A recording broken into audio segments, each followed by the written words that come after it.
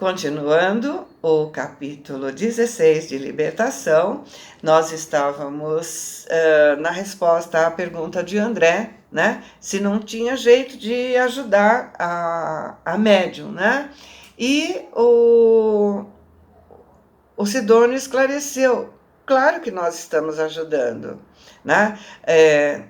A preleção foi feita baseada no que ela precisava ouvir, tudo, né, foi feito de acordo com o que ela deveria perceber, né, que ela estava enganada.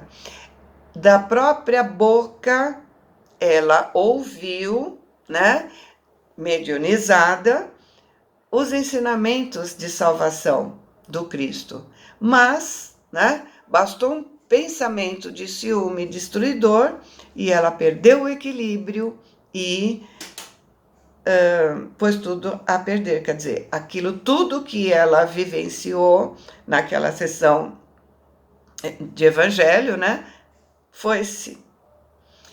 E aí ele fez significativo gesto, apontando os malfeitores desencarnados e explicou: estes companheiros retardados procedem com os médiuns à maneira de ladrões que, depois de saquearem uma casa, acordam o dono, o hipnotizam e obrigam a tomar o seu lugar, levando-o a se sentir na condição de mentiroso e mistificador. Aproximam-se da mente invigilante, dilaceram sua harmonia, furtam sua tranquilidade e depois, com sarcasmo imperceptível e sutil, a obrigam a acreditar-se fantasiosa e desprezível. Muitos missionários se deixam atropelar pela falsa argumentação que acabamos de ouvir e menosprezam as sublimes oportunidades de estender o bem através de preciosa sementeira que enriqueça o seu futuro.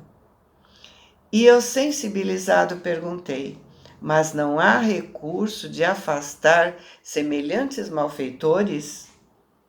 E Sidônio, bem-humorado, disse: sem dúvida, em toda parte existe contenção e enganos, remediando situações pela violência ou pelos artifícios prejudiciais.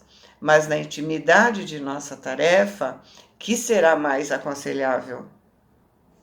Espantar as moscas ou curar a ferida?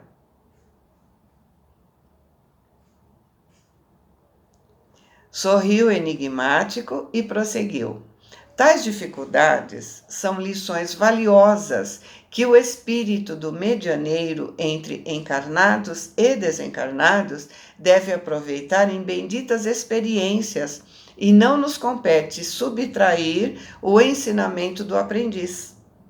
Enquanto um trabalhador da mediunidade empresta ouvidos a histórias que o lisonjeiem sua esfera pessoal, disso fazendo condições para cooperar na obra do bem, quer dizer que ainda estima o personalismo inferior e o fenômeno acima do serviço que lhe cabe no plano divino. Nessa posição, vai se demorar longo tempo entre desencarnados ociosos que disputam a mesma presa, anulando valiosa ocasião de elevar-se. Por quê? Depois de certo tempo do auxílio desaproveitado, perde provisoriamente a companhia edificante de irmãos mais envolvidos, mais evoluídos, né? Que tudo fazem inutilmente pelo reerguer no caminho. Então, cai vibratoriamente no nível moral a que se ajusta. Convive com as entidades cujo contato prefere e acorda mais tarde, verificando as horas preciosas que desprezou.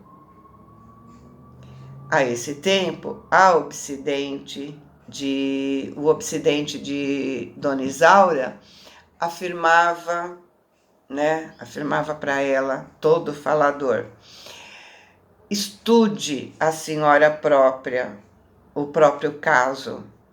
Consulte cientistas competentes. Leia as últimas novidades em psicanálise e não perca sua oportunidade de restauração, sob pena de enlouquecer. E comentava sacrílego: falo em nome das esferas superiores, na qualidade de um amigo fiel. E ela concordava, tímida e desapontada. Sim, compreendo. Ou seja, eles diziam o que ela queria ouvir. Até em nome das esferas superiores, eles falam. Para ser mais convincentes, né? Estão mentindo mesmo, uma mentirinha a mais não vai fazer diferença, né? Nesse momento, Sidônio se aproximou do grupo e se fez visível para Dona Isaura, hipnotizada pelos perseguidores, e a médium registrou sua presença com alguma dificuldade, exclamando: vejo Sidônio, nosso devotado amigo espiritual? O verboso obsessor, que de maneira alguma percebia a nossa vizinhança, né, a nossa aproximação, em virtude do baixo padrão emocional em que ele se mantinha, ele zombou, franco: nada disso, a senhora não vê, é por ilusão. Abandone o vício mental para se furtar a maiores desequilíbrios. Sidônio voltou algo triste e informou sem falsidades: desde o instante em que Isaura se projetou na zona sombria do ciúme, tem a matéria mental em posição difícil e não se acha em condições de me compreender, mas podemos socorrê-la de outro modo.